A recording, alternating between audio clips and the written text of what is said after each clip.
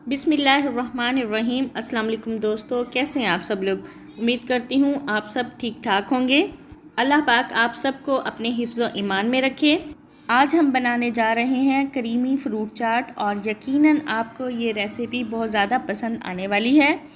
तो सबसे पहले हम क्रीम तैयार करते हैं। यहाँ पर हमने डाला है 1 कप मायोनीज़ का और 1 ही कप हमने क्रीम का डाला है। हमने यहाँ पर बराबर की क्वांटिटी यूज़ करनी है। इसके बाद हम इसमें डालेंगे 2 चम्मच आइसिंग शुगर के। अच्छी तरह से मिक्स करने के बाद हम इसे फ्रीज़र में रख देंगे।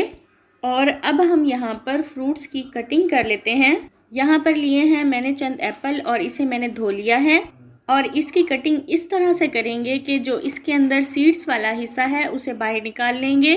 फ्रूट चाट में हम कटिंग क्यूब्स में करेंगे।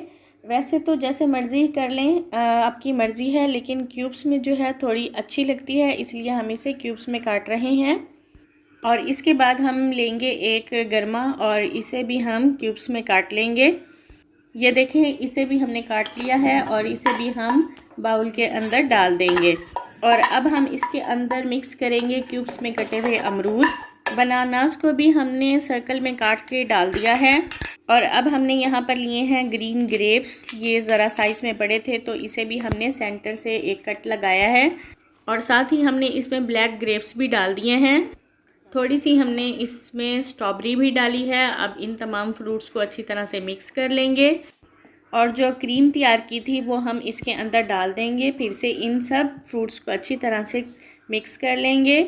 फ्रूट्स में से जो फ्रूट आप लाइक करते हो वही फ्रूट चाट में आप फ्रूट यूज़ करें। और अब हम इसे प्लेट में निकाल लेंगे।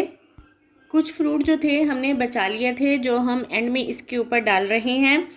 और इसमें मैंने खजूर भी कट करके डाली है और कुछ नट्स भी इसके ऊपर डाले हैं, लेकिन जो आप ड्राई फ्रूट पसंद करते हो वो इसके ऊपर डाल लें।